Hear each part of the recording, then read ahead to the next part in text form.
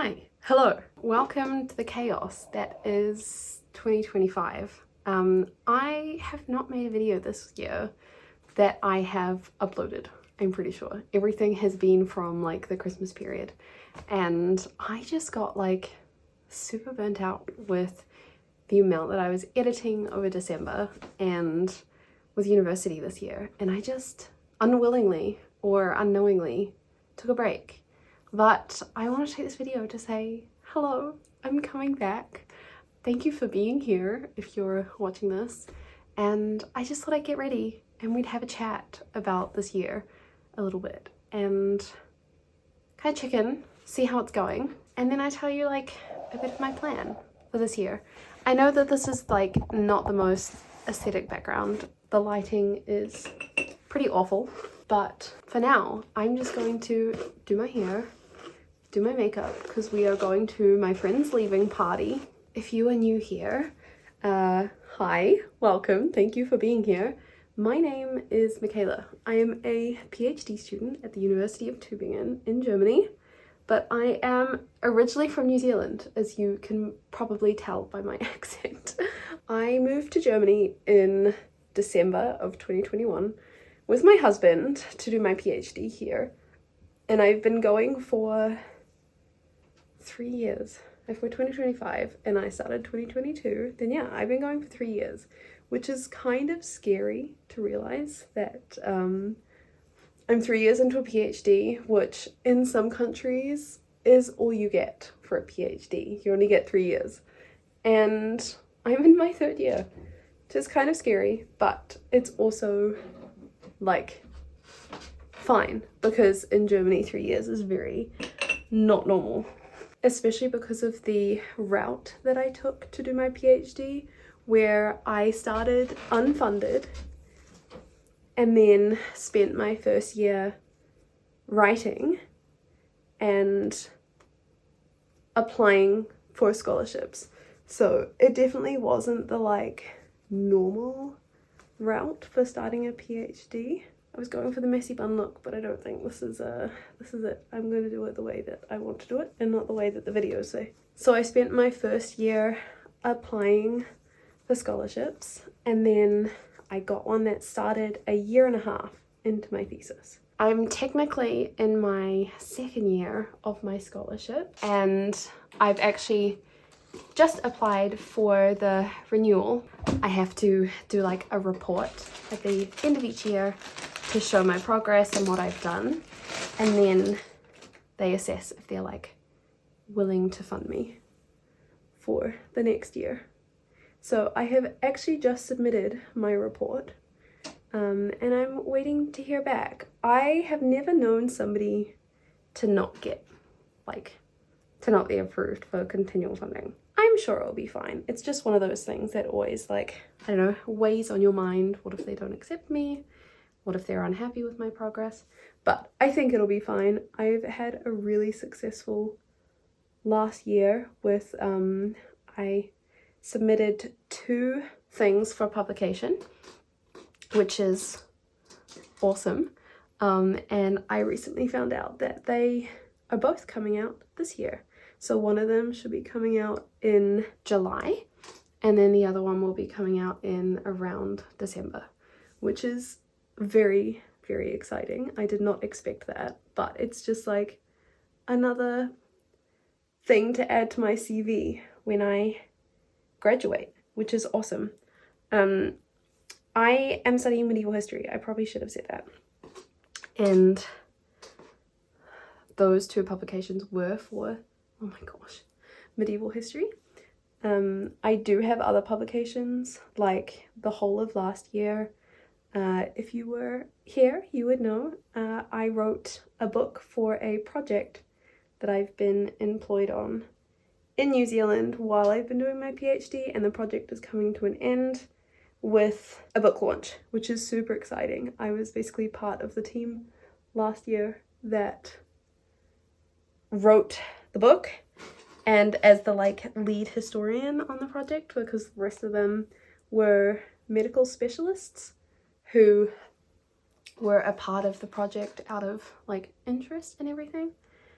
As the like lead historian, I was the one really in control of the structure of the book and all that kind of stuff. So that was quite exciting to be like the lead historian on that project and discussing with the publisher the structure of the book and the topics that we wanted to cover and all that kind of thing. So that was all very, very exciting. And while it was a stressful process, much of which I documented, it is complete, which is kind of crazy. And the book is currently up for pre-order, which is kind of insane to think that somebody can buy a book with my name on it. I could pre-order my own book, which I'm obviously not going to do. Also, very exciting to think that that is currently the possibility. I'm not entirely sure what's happening with my hair, but I was trying to go for the whole messy bun look, and I'm hoping that I have semi-achieved it. I just need to look at what the heck is happening at the back and make sure that it's not chaos. But it's there, which is the main thing. Anyway, that book is coming out later this year, and we're returning to New Zealand in July to go to the book launch, and then I'll be done. Like, that's my part-time job, which I've had since throughout COVID. That's it, finished. And so I am going to be unemployed, which is kind of strange. I'm just going to be doing my PhD on scholarship, which is, I'm very thankful for the money. It's going to make life a whole lot easier. Yeah, I'm going to be like a student, and solely a student, for the first time in my life, because I've always worked while studying, out of necessity, but still, I've always done it. And it's going to be really weird for the first time ever to just be like solely focused on my PhD. In other PhD news, I am like super shocked to say that I am officially halfway through writing, which is absolutely scary to say. And it gave me a bit of like a scary realization as I was calculating everything, because I have a spreadsheet that tracks how many words and pages I've written in all of my drafts. And I realized that I have officially made it to halfway, which is terrifying, but also super, super exciting, because it means that the end is in sight. And at least in the field of history, you spend a lot more time reading than writing. And so the fact that I'm halfway through writing means that I'm not like halfway through my PhD. I'm more than halfway through my PhD, because I've obviously spent a lot of time working through what I want to say, and now I'm just like in the writing phase, which I have moved on to my second source and requires a bit more research, because most of my research has been spent on my first source. But because the themes that I'm using to analyze my sources have quite a lot of crossover, even though they're different periods, it's still like similar ideas, because not that much changed across time, and it means that I don't have to do as much background research to get my head around the topic, because I already have some sort of idea of the topic. Anyway, all of this to say is that I am over halfway through my PhD, halfway through writing, over halfway through the actual process, and my goal is to submit in October of 2026 when my funding runs out. And this whole time I've been thinking that I'm not going to be able to make it, that October is like not enough time. And then I actually calculated how much I'd written, and I was like, oh no, this is doable. This is actually in my brain able to happen, as long as I can obviously stay concentrated and work pretty hard for the next little bit. It's actually doable, which is super, super exciting. Terrifying, absolutely terrifying, because I feel like my whole life I have been working towards the next step, if that makes sense. So during school, I was thinking about what I wanted to do in university and making sure that I was getting enough grades to get into the program that I wanted to get into. And then when I was in university, I was trying to make sure that my undergrad was good enough to get into an honours program. And then honours program, trying to work hard enough to get not just into masters, but enough to get a scholarship for my master's so that it wasn't as much like financial pressure. And then master's, trying to make sure that I got it good enough to be able to get into a PhD program. And all of these qualifications have been, like, obviously besides schooling, but my bachelor's was 3 years, my honours was 1 year, my master's was 1 year. And so all of it has been like very close amount of time thinking about the next step and not having lots of time to work on it. And so it was really, really nice actually to start my PhD and think, I'm actually just going to not think about the next step and spend the next little while thinking about my PhD.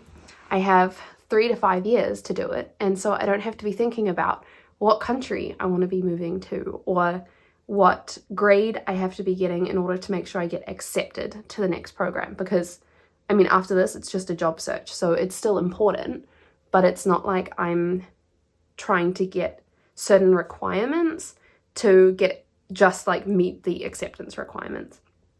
And we just done like a big international move, and it was just so nice to not think about things for a really, really long time. But I feel like since realizing that I'm now halfway through the program, or like over halfway through the program, I mean, realistically, I've got like 1.5 years left if I'm trying to submit by October next year. And so thinking, I actually have to start thinking about next year and what I want to do after the PhD, where I want to go, what countries I might be open to living in, where I want to apply for programs, because I do have to apply for programs or like apply for jobs. And it's so weird to be thinking about that for the first time in a really long time. But at the same time, it's really exciting because I've always known that while I absolutely love Tübingen and while I'm so thankful for the opportunity to come here, it is not the town that I want to live in for the rest of my life. It is not the kind of vibe that I thrive in. It's quite a small town, which is fine. And it's been amazing for meeting international people and being able to be close to my office. Like, I'm literally a 7-minute cycle from my office, which is insane. We're a 2-minute cycle from our gym, and stuff like that is just stuff that you wouldn't normally get in a big city. But in terms of experiences and things that I want to do, I definitely want to live in a bigger city and be closer to, I don't know, like a bigger range of restaurants or things to do on the weekend. And I actually really enjoyed living in Stuttgart for that. The fact that we were close enough to a central train station that we just hop on a train and we could go to Berlin, we could go to Munich. Whereas Tübingen, it's just that one step removed, and the trains between Tübingen and Stuttgart are just so unreliable. So stuff like that, where I'm super thankful for being here in Tübingen and doing the PhD here, and I feel like it's going to really set me up for hopefully success. And I've had an amazing supervisor. I still have an amazing supervisor, but it's just kind of exciting to be thinking about what might be coming next. And then outside of university and work, it's really not that much to report on, if I'm honest. I will be doing a video soon about my library behind me. It's not actually a library, but you know, my bookcase here. I have a new organization system for it, which is super exciting, and I'm using it to track all the books that I'm reading and all of the books that I want to read, but also all of the books that I want to buy. I've realized that I like reading physical books, but I don't like buying physical books without having read them or without having read an earlier book in the series, because I love books, obviously, but I like looking at my bookshelf and seeing books that I've rated like 4 stars and above. I don't really care about books that I wouldn't reread, and so I've been finding that I've been enjoying reading books that I can get on my Kindle or borrow from the library. I borrow a lot of books from the library, and then being able to buy them afterwards with the joy of knowing that I'm going to be rereading them and being able to bookmark them. And then like the Wheel of Time series here, it was something that I really wanted to invest time in, and now it's the kind of thing that I can go through and buy the rest of the books knowing that I enjoyed the first book, enjoyed the second book, enjoyed the third book. I'm just going to get the whole series, and I've got that, and I can look here and be like, oh my gosh, that's sitting on my bookshelf and I really enjoyed reading that. Whereas I find it quite disappointing when I buy a book and read it and it's not something that I would reread. It's not something I really enjoyed, and now it's sitting on my bookshelf, but also I invested money in it. So yeah, I've kind of started this new thing of renting a book from the library first, reading it for free, and then going out and investing in it if it's something that I've really enjoyed, which I know is not what everyone does. I know it's, I guess, a lot more common to buy the books and then read it and then just like resell it if it's not what you loved. But I'm trying to be a bit more wise about the way I'm spending money on stuff while we're overseas, because I don't know, maybe in the future we'll return to New Zealand. I don't know what our plan is going to be, and so I want to make sure that wherever we go, whether it's to the UK, whether it's somewhere else in Germany, that I'm not shooting myself in the foot and I'm going to be spending like hundreds of dollars shipping books that I don't actually love, in which case I would just try and sell them and not do what other people on our street do and just put Zuverschenken books outside in the rain, which I have a full beef with. I don't understand why people do that here. It makes me really upset, because like, just put it in a free library if you're not wanting to be spending time in reselling a book that you didn't yourself enjoy. Don't put it out in the rain. It makes me so mad that people do that. Anyway, I'm now having a rant about something that has nothing to do with anything. Anyway, what I have started doing is actually cataloging my books, because I've always wanted to have some sort of index of what books I own, and I've never had it, and now I do, which is very exciting. I'm using Notion. I'm actually going to do a video on it very soon, so I won't go into too much detail right now. Sorry, I'm just trying to fix up my makeup. The eyeshadow is something I am horrendous at, and so I'm trying to... Actually, I watched a video by Bryn. I don't know what her full name is, but anyway, she is on Instagram, and she did this thing where she like carves out... Well, she actually does her eyeliner first, but then she carves it out with concealer to make the hard line, and maybe that's what I need to do. The thing is, I don't have a small brush, so I'm hoping that this will do the job for me. I know she also uses tape, and I do not have tape. Okay, I just spent a little bit of time fixing my eyeshadow, so it wasn't terrifyingly scary. Anyway, I calculated as part of that I have 89 fiction books in my library. I also have a bunch of academic books, which I haven't yet counted because I finished at like midnight or something calculating my fiction books, and I decided that I would just do the non-fiction books another time. And then outside of that, like, not much has happened this year. Honestly, I have been working. One of my main goals for this year was to travel less, tragically, but also just work more and try and focus on prioritizing getting my PhD as much done as possible, especially because in May we're returning to New Zealand, and so that's going to be our big holiday for the year. And whenever we travel back to New Zealand, I find it quite hard to work, because obviously we're trying to catch up with friends that we haven't seen in a really long time, and spend time with family because we're actually with them in person for the first time in a long time. And so I'm trying to get as much done now as possible before we go, so that we can really take the time off. The one problem is that I got horrendously sick like 2 weeks ago, and I'm so gutted about it, because I was finally in like a really good work routine, and I was finally starting to figure out how to have a good work day and like work 8 hours, but then also go to the gym and go to bed at a good time. And then I got sick, which is just annoying.